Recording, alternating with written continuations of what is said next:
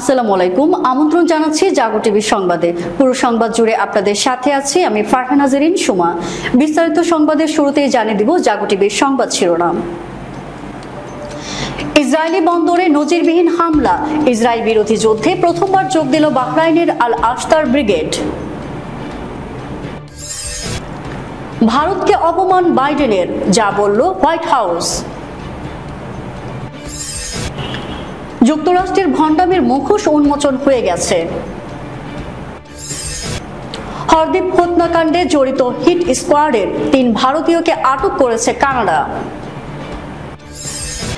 Israel বিরোধী বিক্ষোভ, অধ্যাপকের পাঁজরের হাড় ও হাত ভেঙে দিল মার্কিন পুলিশ। বাণিজ্য বন্ধের ঘোষণা তুরস্কের, এরদোয়ানকে ডিক্টেটর বলল ইসরায়েল। দর্শক, সংবাদ শিরোনামগুলো জানাচ্ছিলাম, চলে যাচ্ছে বিস্তারিত সংবাদে। ফিলিস্তিনের গাজা উপত্যকায় চলমান গণহত্যা ও আগ্রাসনের বিরোধিতা করে প্রথমবারের মতো ইসরায়েল বিরোধী যুদ্ধে যোগ দিয়েছে বাহরাইনের প্রতিরোধ গ্রুপ আল আশতার ব্রিগেড। এরই মধ্যে ইসরায়েলের দক্ষিণাঞ্চলীয় এইলাত বন্দরে নজিরবিহীন হামলা চালিয়েছে গ্রুপটি। বৃহস্পতিবার রাতে আল আশতার ব্রিগেড এক বিবৃতিতে জানিয়েছে, গেল ২৭ এপ্রিল ইসরায়েলের এইলাত বন্দরে ড্রোন ব্যবহার করে ওই হামলা চালানো হয়েছে। খবর ইরান ভিত্তিক সংবাদ মাধ্যম পার্স টুডে ও প্রেস টিভির। এএবির বলেছে, ট্রাকনেট নামক যে কোম্পানি এইলাত সমুদ্র বন্দর থেকে সড়কপথে পণ্য পরিবহন করে ইসরায়েলের বিভিন্ন স্থানে পৌঁছে দেয়, সেটির সদর দপ্তরে এই হামলা চালানো হয়েছে।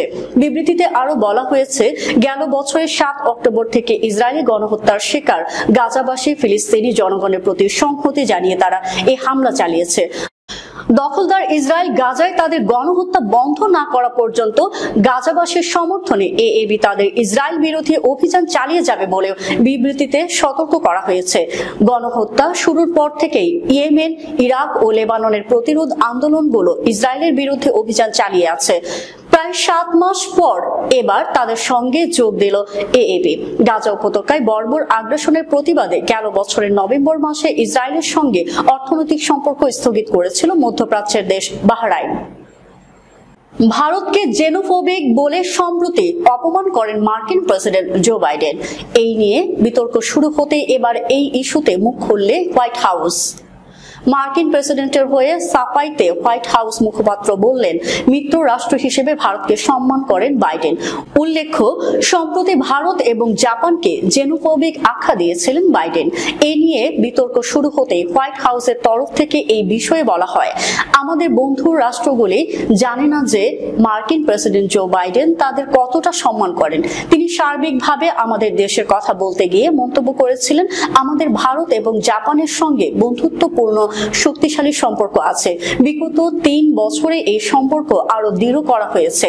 উল্লেখ্য, অতি সম্প্রতি একটি অনুষ্ঠানে জো বাইডেন বলেছিলেন, আমেরিকা ভিনদেশী অভিবাসীদের তাদের দেশে আমন্ত্রণ জানায় বলে এই দেশের অর্থনীতি শক্তিশালী।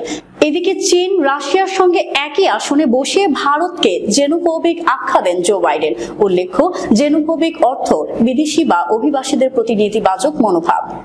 বাইডেন বলেন, আমাদের অর্থনীতি কিভাবে এগিয়ে চলেছে কারণ আমরা অভিবাসীদের আমন্ত্রণ জানাই আমাদের দেশে। চীনের অর্থনীতির হাল কেন এত খারাপ? জাপানে এত সমস্যা কেন? কেন রাশিয়া ও ভারতে এই হাল? কারণ তারা সবাই জেনোফোবিক, তারা অভিবাসীদের চায় না। এই অভিবাসীরাই আমাদের এত শক্তিশালী করে তোলে। চলমান ছাত্র বিক্ষোভে দমন পীড়ন ও ধরপাকড়ের মাধ্যমে যুক্তরাষ্ট্রের মুখ থেকে ভণ্ডামির মুখোশ সরে গেছে বলে মন্তব্য করেছে ইরান। শুক্রবার এক এক্স বার্তায় এই মন্তব্য করেন ইরানের পররাষ্ট্র মন্ত্রণালয়ের মুখপাত্র নাসির কানানি। আমেরিকা জুড়ে ফিলিস্তিনি পন্থী বিক্ষোভ দমনের প্রসঙ্গে ইরানের কানানি বলেছেন, বাক স্বাধীনতা ও মানবাধিকারের মিথ্যা রক্ষকদের মুখ থেকে ভণ্ডামির মুখোশ সরে গেছে। তিনি বলেন, ফিলিস্তিনি পন্থী ছাত্রদের শান্তিপূর্ণ সমাবেশ ঠেকাতে দমন পীড়নকে ন্যায্যতা দেওয়ার জন্য সত্যকে বিকৃত করে শিক্ষার্থী ও একাডেমিক কর্মীদের প্রকৃত ক্ষোভ ও তাদের প্রতিবাদকে ইহুদি বিদ্বেষ হিসেবে বর্ণনা করছে মার্কিন সরকার। গত কয়েক সপ্তাহ ধরে গাজা উপত্যকায় ইসরায়েলের হামলার প্রতিবাদে যুক্তরাষ্ট্রের কয়েক ডজন বিশ্ববিদ্যালয়ে উত্তাল। বিভিন্ন কর্মসূচির পাশাপাশি ক্যাম্পাসে তাঁবু খাটিয়ে অবস্থান করছেন শিক্ষার্থীরা। এর জেরে ক্লাস পরীক্ষা বাতিল করেছে কর্তৃপক্ষ। সেই সঙ্গে ক্যাম্পাসে পুলিশ ডাকতেও বিন্দুমাত্র পিছপা হননি তারা। এমনকি পুলিশ এসে শান্তিপূর্ণ শিক্ষার্থীদের উপর চড়াও হয়েছে, গ্রেপ্তার করেছে 2000-এর বেশি শিক্ষার্থীকে।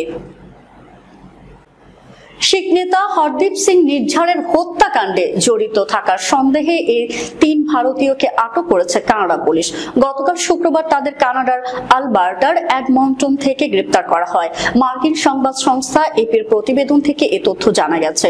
কানাডার পুলিশ জানিয়েছেন, গ্রেপ্তারকৃত 3 ভারতীয় নাগরিক হলেন কমলপ্রীত সিং, করমপ্রীত সিং এবং করণ ব্রার। এই 3 জন দীর্ঘদিন ধরে কানাডায় অস্থায়ী বাসিন্দা হিসেবে বসবাস করে আসছিলেন বলে জানিয়েছেন রয়্যাল কানাডিয়ান মাউন্টেন পুলিশের সুপারিনটেন্ডেন্ট মনদীপ মুকার। টরন্টোয় আয়োজিত এক সংবাদ সম্মেলনে মনদীপ মুকার বলেছেন, আমরা ভারত সরকারের সঙ্গে গ্রেপ্তারকৃতদের কোনো সম্পর্ক আছে কিনা তা তদন্ত করছি। তিনি আরো বলেন, এটি একটি চলমান তদন্ত। রয়্যাল কানাডিয়ান মাউন্টেন পুলিশের সহকারী কমিশনার ডেভিড টেবল বলেছেন, কানাডীয় কর্তৃপক্ষ ভারতীয়দের সঙ্গে কথা বলছে। ভারতে জন্মগ্রহণ করা শিখ আন্দোলনের নেতা হরদীপ সিং নির্ঝার 2007 সালে কানাডার নাগরিক হন। দেশটির ভ্যানকুভারের শহরতলি শহরের শিখ মন্দিরের বাইরে গত বছরের জুন মাসে তাকে গুলি করে হত্যা করে দুর্বৃত্তরা। হরদীপ সিং নির্ঝার হত্যাকাণ্ডের জেরে ভারত ও কানাডার মধ্যে সম্পর্ক তলানিতে গিয়ে ঠেকে। হত্যাকাণ্ডে দিল্লির হাত আছে বলে কানাডার প্রধানমন্ত্রী জাস্টিন ট্রুডো সরাসরি অভিযোগ করেন। আমেরিকাতে ইসরায়েল বিরোধী বিক্ষোভ দমনে পুলিশের নিষ্ঠুরতার নানা চিত্র উঠে আসতে শুরু করেছে। বিক্ষোভ দমনের সময় এক অধ্যাপককে গ্রেপ্তার করার সময় তার পাঁজরে 9টি এবং 1টি হাত ভেঙে দিয়েছে পুলিশ। এই ঘটনা সংবাদ মাধ্যমে আসতে দেশটি জুড়ে শুরু হয়েছে তুমুল সমালোচনা। ভুক্তভোগী শিক্ষক নিজেই এক বিবৃতিতে পুলিশের এমন নিষ্ঠুরতার কথা জানিয়েছেন। এছাড়া ঘটনার একটি ভিডিও সামাজিক মাধ্যমে ছড়িয়ে পড়ায় সেটি ভাইরাল হয়েছে। যুক্তরাষ্ট্রের মিজৌরি অঙ্গরাজ্যের সেন্ট লুইসে ওয়াশিংটন ইউনিভার্সিটি ক্যাম্পাসে এই ঘটনা ঘটেছে। পুলিশের হাতে নিগৃহীত ওই শিক্ষকের নাম স্টিভ তামারি। সাউদার্ন ইলিনয়েস ইউনিভার্সিটি এডওয়ার্ড সভিলের ইতিহাসের অধ্যাপক তিনি। এছাড়া মধ্যপ্রাচ্য বিষয়ক এক গবেষক ও বিশ্লেষকও তিনি। ইসরায়েল বিরোধী বিক্ষোভের প্রতি তিনি শুরু থেকে সমর্থন জানিয়ে আসছিলেন। সামাজিক মাধ্যমে ছড়িয়ে পড়া এক ভিডিওতে দেখা যায়, গেল শনিবার ওয়াশিংটন বিশ্ববিদ্যালয় ক্যাম্পাসে স্টিভ তামারি দৃশ্যত বিক্ষোভকারীদের ছবি তোলা বা ভিডিও ধারণের চেষ্টা করছিলেন। এ সময় কয়েকজন পুলিশ সদস্য বেপরোয়াভাবে গ্রেপ্তার করে নিয়ে যান তাকে। এ সময় তিনি গুরুতর আহত হয়ে পড়েন। গাজার পরিস্থিতি খারাপ হওয়ায় ইসরায়েলের সঙ্গে বাণিজ্য বন্ধের ঘোষণা দিয়েছে তুরস্ক। বলা হয়েছে, গাজায় যতদিন পর্যন্ত নিরবচ্ছিন্ন মানবিক ত্রাণ দিতে না দেওয়া হচ্ছে ততদিন বাণিজ্য বন্ধ রাখবে তুরস্ক। তুরস্কের বাণিজ্য মন্ত্রণালয় এক বিবৃতিতে জানায়, ইসরায়েলের সঙ্গে সব পণ্যের আমদানি রপ্তানি বন্ধ থাকছে। দুই দেশের মধ্যে বাণিজ্যের পরিমাণ বাংলাদেশি টাকায় ৭৩,০০০ কোটি টাকারও বেশি। এর আগে ইসরায়েলের পররাষ্ট্রমন্ত্রী অভিযোগ করেছিলেন, তুরস্কের প্রেসিডেন্ট এরদোয়ান সমঝোতা ভেঙে ইসরায়েলের সঙ্গে আমদানি রপ্তানি বন্ধ করে দিয়েছেন। সামাজিক যোগাযোগ মাধ্যমে তিনি বলেছেন, এভাবেই একজন ডিকটেটর কাজ করেন। তুরস্কে ফিলিস্তিনিদের সমর্থনে বিশাল বিক্ষোভ সমাবেশ হচ্ছে। গাজায় ইসরায়েলের সামরিক অভিযানকে কঠোর ভাষায় নিন্দা করেছে তুরস্ক। তিক্ততা এতই বেড়েছে যে এরদোয়ান ইসরায়েলকে সন্ত্রাসী রাষ্ট্র আখ্যা দিয়েছেন। দর্শক, যাবার আগে জানিয়ে দিব শিরোনামগুলো আরো একবার। ইসরায়েলি বন্দরে নজিরবিহীন হামলা। ইসরায়েল বিরোধী যুদ্ধে প্রথমবার যোগ দিল বাহরাইনের আল আশতার ব্রিগেড। ভারতকে অপমান বাইডেনের, যা বলল হোয়াইট হাউস। যুক্তরাষ্ট্রের ভণ্ডামির মুখোশ উন্মোচন হয়ে গেছে।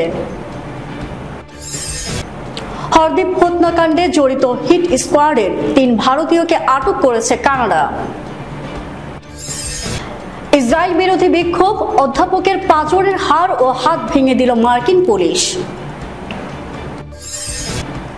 বাণিজ্য বন্ধের ঘোষণা তুরস্কের, এরদোয়ানকে ডিকটেটর বলল ইসরায়েল। এই ছিল এখনকার মতো। আমাদের পরবর্তী সংবাদ দেখার আমন্ত্রণ জানিয়ে শেষ করছি। ধন্যবাদ সবাইকে।